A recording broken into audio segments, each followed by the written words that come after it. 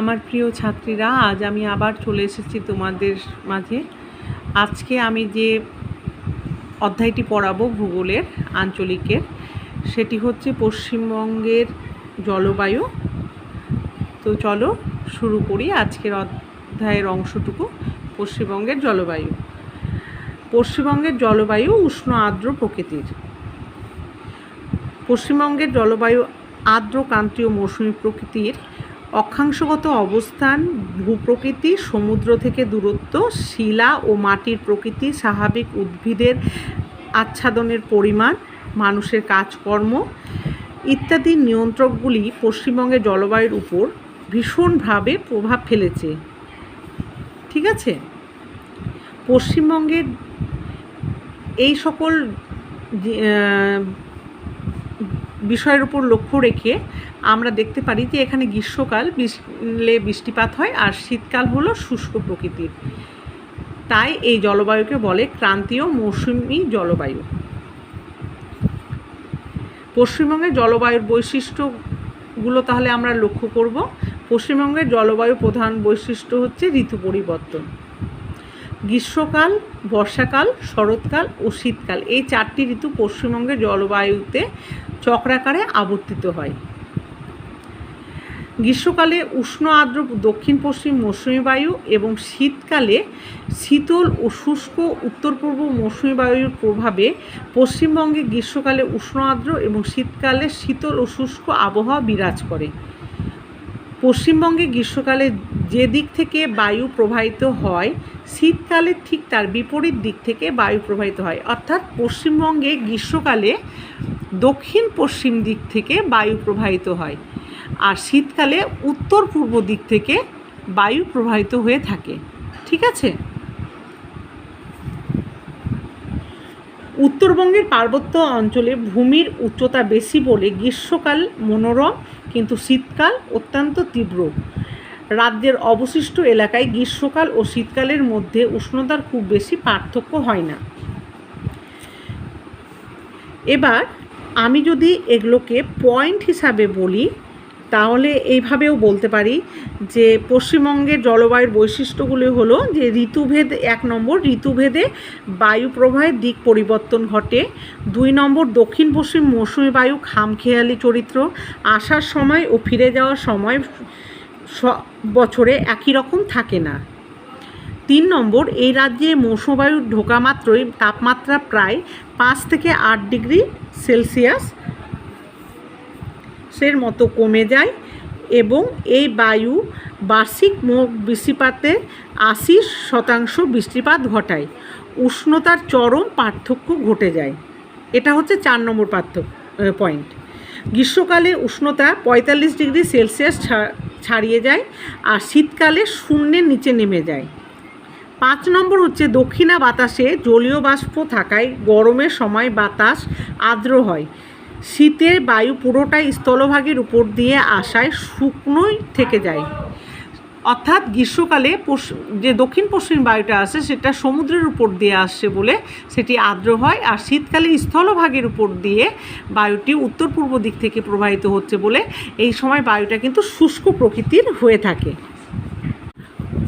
এবার দেখব গ্রীষ্মকাল, মার্চ মাস থেকে মে মাস। এই সময় সূর্য নিরক্ষরেখা পেরিয়ে ক্রমশই কর্কটক্রান্তি রেখার দিকে আসতে শুরু করে। ঠিক আছে, এর ফলে পশ্চিমবঙ্গের তাপমাত্রাও ধীরে ধীরে বাড়তে থাকে। এটা আমরা প্রত্যেকেই লক্ষ্য করি যে ফেব্রুয়ারির পর মার্চ মাস থেকেই উষ্ণতা কিন্তু আমাদের বাড়তে থাকে। এপ্রিল মে মাসে তাপমাত্রা অনেকটাই বেড়ে যায়। তখন দিনের সর্বোচ্চ তাপমাত্রা দাঁড়ায় প্রায় 35 ডিগ্রি সেলসিয়াস থেকে 42 ডিগ্রি সেলসিয়াস। পশ্চিমবঙ্গের মালভূমি অঞ্চলের কোনো কোনো জায়গায় এই সময় দিনের সর্বোচ্চ তাপমাত্রা হয় প্রায় 44 থেকে 45 ডিগ্রি সেলসিয়াস। তখন ওইসব অঞ্চলের উপর দিয়ে লু নামে এক বাতাস বয়, যেটি পশ্চিম দিক থেকে আগত গরম বাতাস। ঠিক আছে, কিন্তু এই সময় উত্তরে দার্জিলিংয়ের পার্বত্য অঞ্চলে বেশি উচ্চতার জন্য তাপমাত্রা বেশ কম থাকে। গড়ে প্রায় 14 থেকে 16 ডিগ্রি সেলসিয়াসের মধ্যে থাকে। এই সময় পাহাড়ি অঞ্চলের পরিবেশটা বেশ মনোরম হয়। গ্রীষ্মকালে মাঝে মাঝেই বিকাল বা সন্ধ্যাবেলায় উত্তর পশ্চিম দিক থেকে ছুটে আসা ঘূর্ণিঝড়ের প্রভাবে কিছু ঝড় বৃষ্টিও হয়ে থাকে। অনেক সময় শিলাবৃষ্টিও হয়। তোমরা প্রত্যেকেই লক্ষ্য করেছো এই জিনিসটি। এই ঝড় বৃষ্টিকে আমরা কালবৈশাখী বলে থাকি এবং উত্তর পশ্চিম দিক থেকে আসে বলে এর ইংরেজি নাম নর্থ ওয়েস্টার। ঠিক আছে, এরপরে আমরা বর্ষাকাল সম্পর্কে জানব। বর্ষাকালটা কোন সময়কে বলা হচ্ছে? জুন মাস থেকে সেপ্টেম্বর মাসের মাঝ পর্যন্ত। আমাদের জুন মাস শুরু হয়ে গেছে অলরেডি। তো কি বলছে, পশ্চিমবঙ্গে জুন মাসের প্রথম ভাগ থেকেই শুরু হয় বর্ষাকাল। মানে জুন মাসটা শুরু হয় যখন, তখন থেকেই কিন্তু প্রায় বর্ষাকাল শুরু হয়ে যায়, মাঝে সাঝেই বৃষ্টি হয়। জুন মাসের দ্বিতীয় সপ্তাহের মধ্যে মানে 15 তারিখের মধ্যেই দক্ষিণের সাগর থেকে জলীয় বাষ্পপূর্ণ দক্ষিণ পশ্চিম মৌসুমি বায়ু, এই যে দক্ষিণের যে এই দক্ষিণ অংশটা আছে, এই দক্ষিণ পশ্চিম মৌসুমি বায়ু কী করে, এখান দিয়ে দক্ষিণ পশ্চিম মৌসুমি বায়ু রাজ্যে প্রবেশ করে। এর ফলে সারা রাজ্যে কিন্তু বৃষ্টি শুরু হয়ে যায়। এই যে দক্ষিণ পশ্চিম দিক থেকে বায়ুটা প্রবেশ করছে এবং সমুদ্র থেকে বয়ে আনা প্রচুর জলীয় বাষ্প নিয়ে আসছে, এর ফলে কিন্তু প্রচুর পরিমাণে বৃষ্টিপাত হয়। এই সময় রাজ্যের উত্তর ভাগের পার্বত্য অঞ্চলেও বৃষ্টিপাত হয় সবথেকে বেশি। এই সময় কিন্তু রাজ্যের যে উত্তরের পার্বত্য অঞ্চল আছে, এই যে উপরের অংশটুকু আছে, এই অঞ্চলগুলোতেও কিন্তু বৃষ্টিপাত হয় অনেক বেশি, গড়ে প্রায় 275 থেকে 300 সেন্টিমিটার। অন্যদিকে সমভূমি অঞ্চলে, মাঝারি এবং মালভূমি অঞ্চলে অত্যন্ত কিছুটা কম বৃষ্টিপাত হয়। তার মানে এই পার্বত্য অঞ্চলগুলোতে কিন্তু অত্যাধিক পরিমাণে বৃষ্টিপাত হয়, কিন্তু অন্যদিকে এই যে সমভূমি অঞ্চলগুলো আছে, এই সমভূমি অঞ্চলগুলোতে হয় মাঝারি আকারের বৃষ্টিপাত। আর এই যে পশ্চিমের দিকে যে মালভূমি অঞ্চলটি আছে, সেখানে কিন্তু অতি অল্প বৃষ্টিপাত হয়ে থাকে। ঠিক আছে, তবে গড় হিসেব পড়লে পশ্চিমবঙ্গের বৃষ্টিপাত হয় বার্ষিক 175 সেন্টিমিটার। এর মধ্যে প্রায় 80% বৃষ্টিপাত হয় এই বর্ষাকালে। আর পশ্চিমবঙ্গে যেহেতু জুন মাসের প্রথম সপ্তাহ নাগাদ দক্ষিণ পশ্চিম মৌসুমী বায়ু বঙ্গোপসাগরীয় শাখা প্রবেশ করে, বঙ্গোপসাগরের উপর দিয়ে বয়ে আসে জলীয় বাষ্পপূর্ণ বাতাস, যতই ঢুকতে থাকে ততই আকাশ কী হয়, বজ্রগর্ভ কালো ঘন মেঘ জমতে থাকে এবং একসময় হঠাৎ করে প্রবল বৃষ্টিপাত ঘটতে শুরু করে। একে বলা হয় মেঘ ভাঙা বৃষ্টি। এই বৃষ্টিতে মনে হয় মৌসুমি বায়ু যেন হঠাৎ পশ্চিমবঙ্গে আছড়ে পড়ছে, যাকে আমরা কিন্তু মৌসুমি বিস্ফোরণও বলে থাকি। যখন মৌসুমি অক্ষ বা নিম্নচাপ অক্ষ গাঙ্গেয় পশ্চিমবঙ্গ ও দামোদর উপত্যকার উপর স্থায়ীভাবে অবস্থান করে, তখন গোটা বঙ্গে বেশ কয়েকদিন ধরে টানা বৃষ্টিপাত হয়। অধিক বৃষ্টিতে তখন কিন্তু বন্যা দেখা যায়। এই সময় উপকূলবর্তী জেলাগুলোতে বেশ কয়েকটি ঘূর্ণিঝড়ও আছড়ে পড়তে আমরা দেখে থাকি। মৌসুমি বায়ুর আগমন ও প্রত্যাগমন কাল কিন্তু অনিশ্চিত। এই বায়ুপ্রবাহ নির্দিষ্ট সময়ের আগে কিংবা নির্দিষ্ট সময়ের পরে ঘটলে চাষাবাসের ক্ষতি হয়। অনাবৃষ্টি অথবা অতিবৃষ্টি উভয়ই কৃষির উৎপাদনের উপর যথেষ্ট প্রভাব ফেলে। পশ্চিমবঙ্গের বেশিরভাগ মানুষই কৃষিজীবী, তাই প্রত্যক্ষভাবে কৃষি এবং পরোক্ষভাবে পশ্চিমবঙ্গের অর্থনীতির উপর মৌসুমি বায়ুর অধিক মাত্রায় প্রভাব ফেলে। দার্জিলিং সহ উত্তরবঙ্গের জেলাগুলিতে বৃষ্টিপাতের পরিমাণ সব থেকে বেশি, আগেই বলেছি এটি। এই অঞ্চলের বার্ষিক বৃষ্টিপাতের পরিমাণ হচ্ছে 300 থেকে 460 সেন্টিমিটার। আলিপুরদুয়ার জেলার বক্সাদুয়ার, সেখানে 460 সেমি। পশ্চিমবঙ্গের আর্দ্রতম তথা বৃষ্টিবহুল স্থান। মৌসুমি বায়ু বৃষ্টিপাত ঘটাতে ঘটাতে দক্ষিণবঙ্গের দিকে অগ্রসর হয় এবং তুলনামূলকভাবে বৃষ্টিপাতের পরিমাণও কিন্তু কমতে থাকে। পশ্চিমবঙ্গের গড় বৃষ্টিপাত 175 সেমি হলেও এদের বন্টন কিন্তু সর্বত্র সমান নয়, এই কথাটিও তোমাদের আগেই বলেছিলাম। ঠিক আছে, আর দার্জিলিংয়ের পার্বত্য অঞ্চলে প্রায় 300 সেমি, ডুয়ার্সের সমভূমি অঞ্চলে গড়ে প্রায় 350 সেমি এবং মালভূমি বাদে সমগ্র দক্ষিণবঙ্গে গড়ে প্রায় 150 থেকে 200 সেমি এবং মালভূমি অংশে গড়ে প্রায় 100 সেমি বৃষ্টিপাত হয়। বীরভূম জেলার ময়ূরেশ্বর পশ্চিমবঙ্গে সবথেকে কম বৃষ্টিপাতযুক্ত অঞ্চল, যেখানে 95 সেন্টিমিটার বৃষ্টিপাত হয়। কোনো বছর অতিবৃষ্টির ফলে বন্যা, আবার কোনো বছর কম বৃষ্টির ফলে কিন্তু পশ্চিমবঙ্গে খরাও দেখা যায়। এবার শরৎকাল সম্পর্কে জানব। শরৎকাল বা দক্ষিণ পশ্চিম মৌসুমী বায়ুর প্রত্যাবর্তনকাল, যেটি কোন মাসে হয়? অক্টোবর এবং নভেম্বর মাসে। মোটামুটি সেপ্টেম্বর মাসের শেষের দিক থেকে মৌসুমী বায়ু দুর্বল হতে থাকে, মানে তার শক্তি কমে যায় এবং পশ্চিমী জেট বায়ু একটু করে তিব্বতীয় অঞ্চল থেকে দক্ষিণের হিমালয়ের দিকে আসতে থাকে। ঠিক আছে, এই সময় পশ্চিমবঙ্গ তথা সমগ্র উত্তর ভারত থেকে মৌসুমী বায়ু ফিরে যেতে থাকে। একটু করে উত্তরের হিমেল হাওয়া বইতে থাকে এবং তাপমাত্রা নামতে থাকে। মোটামুটি নভেম্বর মাসের পর থেকে এই বায়ু প্রায় কোনো অস্তিত্বই থাকে না। কোন বায়ু বলা হচ্ছে? ওই যে দক্ষিণ পশ্চিম মৌসুমী বায়ুটার কোনো অস্তিত্বই থাকে না। পশ্চিমবঙ্গে সর্বাধিক অক্টোবরের প্রথম সপ্তাহ পর্যন্ত দক্ষিণ পশ্চিম মৌসুমী বায়ু অবস্থান করে। ঠিক আছে, এই সময় উচ্চচাপের কারণে স্থলভাগ থেকে মৃদু বাতাস ও উত্তর দিক থেকে দক্ষিণে বইতে থাকে। এর ফলে বঙ্গোপসাগর এলাকায় সামুদ্রিক উষ্ণ ও আর্দ্র বায়ুর সঙ্গে স্থলভাগ থেকে আগত বায়ুর মুখোমুখি সংঘর্ষ বেঁধে যায়। এতে ঘূর্ণিঝড়ের সৃষ্টি হয়।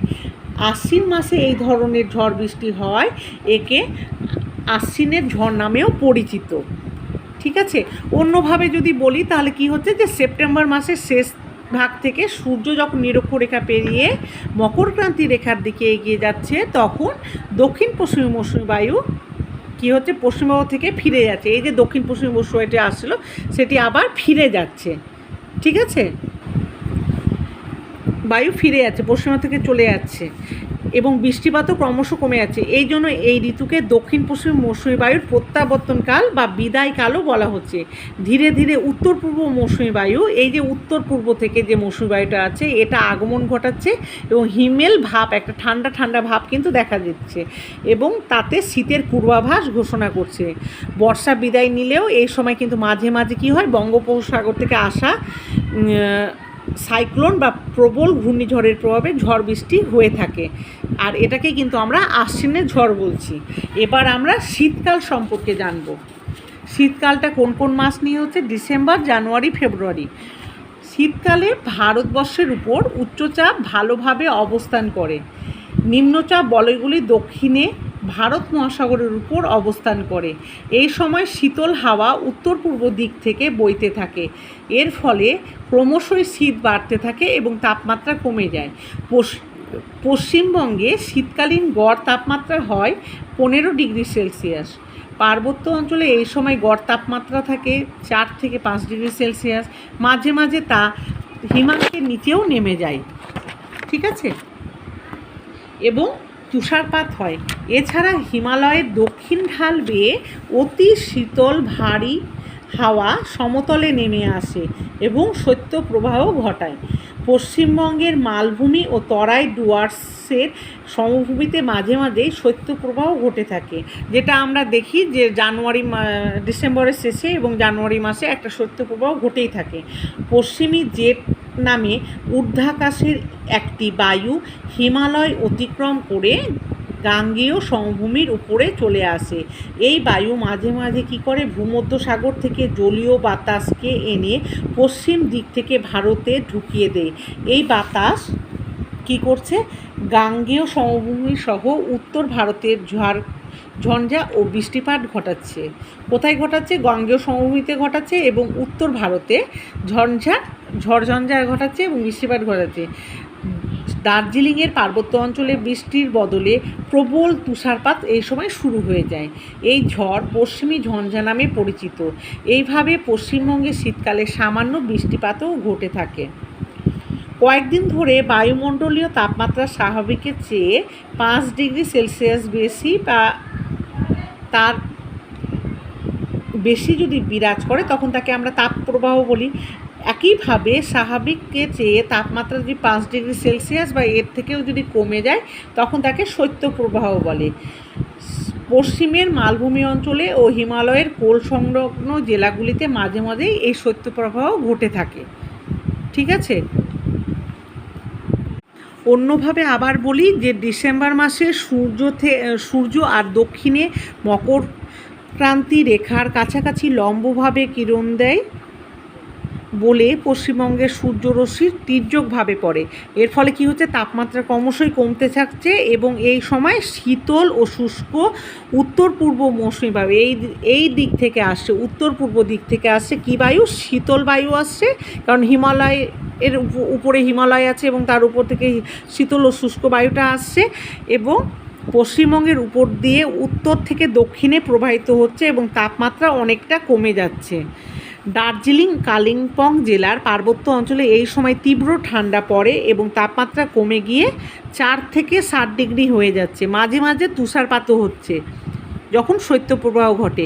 এই সময় রাজ্যের পশ্চিমাংশে মানে পশ্চিমের যে মালভূমি অঞ্চলটি আছে, এই যে পশ্চিমের মালভূমি অঞ্চলটি, এই অঞ্চলে তাপমাত্রা হয় গড়ে 10 ডিগ্রি সেলসিয়াস এবং দক্ষিণের সমভূমি অঞ্চলে, এই যে দক্ষিণের এই সমভূমি অঞ্চলটিতে তখন তাপমাত্রা হয় 16 ডিগ্রি সেলসিয়াস।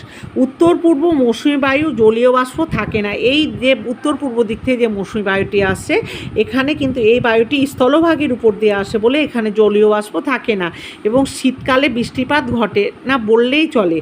শুধুমাত্র কি হচ্ছে, মাঝে মাঝে পশ্চিম দিক থেকে মানে এই পশ্চিম দিক থেকে যখন ঘূর্ণিঝড়ের প্রভাবে সামান্য বৃষ্টিপাত হয়, ওই যে ভূমধ্যসাগরীয় জলবায়ুটা যখন চলে আসছে তখন উত্তর এবং পশ্চিম দিকে, উত্তর ভারতে এবং পশ্চিমবঙ্গে সামান্য বৃষ্টিপাত হয়। এর ফলে শীতকালে শান্ত আবহাওয়া কিছুটা কিন্তু আবার নষ্ট হয়ে যায়, আর একে আমরা কিন্তু পশ্চিমী ঝামেলা বলে থাকছি। এবার তাহলে আমরা দেখব পশ্চিমবঙ্গের জলবায়ুতে মৌসুমী বায়ুর প্রভাবটা কী বলছে। মৌসুমী শব্দটির উৎপত্তি আরবি শব্দ মৌসিম থেকে, যার অর্থ হচ্ছে ঋতু। এই জন্য ঋতু অনুসারে প্রবাহিত বায়ুর নাম হচ্ছে মৌসুমী বায়ু, অর্থাৎ প্রত্যেকটা ঋতু অনুযায়ী যে বায়ু প্রবাহিত হয় তাকে আমরা মৌসুমী বায়ু বলবো। পশ্চিমবঙ্গের উপর দিয়ে 2টি মৌসুমী বায়ু প্রবাহিত হয়। কী কী? একটি গ্রীষ্মকালে আর্দ্র দক্ষিণ পশ্চিম মৌসুমী বায়ু, মানে গ্রীষ্মকাল যখন হয় তখন আর্দ্র এই যে সমুদ্র অঞ্চলের থেকে দক্ষিণ পশ্চিম ভাগ থেকে প্রবাহিত হয়, তাকে আমরা গ্রীষ্মকালীন আর্দ্র দক্ষিণ পশ্চিম মৌসুমী বায়ু বলবো। অন্যদিকে শীতকালে স্থলভাগের উপর দিয়ে যে বায়ুটি আসছে সেটা উত্তর পূর্ব দিক থেকে আসছে এবং একে আমরা শীতকালে শুষ্ক উত্তর পূর্ব মৌসুমী বায়ু বলবো। এই 2 মৌসুমী বায়ু প্রধানত পশ্চিমবঙ্গের জলবায়ুটাকে নিয়ন্ত্রণ করছে। গ্রীষ্মকালে দক্ষিণের জলভাগের উপর দিয়ে ছুটে আসা আর্দ্র দক্ষিণ পশ্চিম মৌসুমী বায়ু পশ্চিমবঙ্গের উপরে প্রবাহিত হলে বৃষ্টিপাত শুরু হয়। যখন এই দক্ষিণ পশ্চিম দিক থেকে বায়ু প্রবাহিত হচ্ছে সেই সময় কী হচ্ছে, বৃষ্টিপাত শুরু হচ্ছে এবং এই সময়টাকে আমরা বর্ষাকাল বলে থাকছি। রাজ্যের মোট বার্ষিক বৃষ্টিপাতের 70 থেকে 80% এই বর্ষাকালেই হয়ে থাকে। শীতকালে সাইবেরিয়ার বরফাবৃত স্থলভাগের উপর দিয়ে ছুটে আসা শীতল ও শুষ্ক উত্তর পূর্ব মৌসুমী বায়ু, এই উত্তর পশ্চিম দিক থেকে যে বায়ুটি আসছে সেটাকে আমরা পশ্চিমবঙ্গের উপর দিয়ে যখন প্রবাহিত হয় তখন সারা রাজ্যে তাপমাত্রা কমে যায়, তখন আমরা তাকে কি বলছি, শীতকাল বলছি। উত্তর পূর্ব মৌসুমী বায়ু স্থলভাগের উপর দিয়ে আসে বলে এটি কিন্তু শুষ্ক প্রকৃতির হয়, এখানে জলীয় বাষ্প থাকে না, তাই শীতকালে পশ্চিমবঙ্গে বৃষ্টিপাত হয় না। মৌসুমী বায়ু কেবল বর্ষাকাল বা শীতকাল সৃষ্টির মাধ্যমে পশ্চিমবঙ্গের জলবায়ুর উপর প্রভাব বিস্তার করে না। এই দুটি মৌসুমী বায়ুর আগমন ও প্রত্যাগমন অনুসারে পশ্চিমবঙ্গের জলবায়ুকে 4টি ঋতুতে ভাগ করা যায়। কী কী? 1. দক্ষিণ পশ্চিম মৌসুমী বায়ু বা আগমন পূর্ব সময়কাল বা গ্রীষ্মকাল। 2. দক্ষিণ পশ্চিম মৌসুমী বায়ু আগমনকাল বা বর্ষাকাল। 3. দক্ষিণ পশ্চিম মৌসুমী বায়ুর প্রত্যাবর্তনকাল বা শরৎকাল এবং 4. উত্তর পূর্ব মৌসুমী বায়ুর আগমনকাল বা শীতকাল। ঠিক আছে। আর প্রাকৃতিক ঝঞ্ঝা মৌসুমী বায়ুর প্রভাবে গ্রীষ্মকালে বৈশাখ জ্যৈষ্ঠ মাসে কালবৈশাখী, শরৎকালে আশ্বিনের ঝড় এবং শীতকালে পশ্চিমী ঝঞ্ঝার প্রাদুর্ভাব দেখা যায়। এই জন্য পশ্চিমবঙ্গের জলবায়ুতে এই বায়ুর উল্লেখযোগ্য প্রভাব রয়েছে। মানুষের জীবনে ঋতু পরিবর্তনের প্রভাব কী কী আছে দেখো।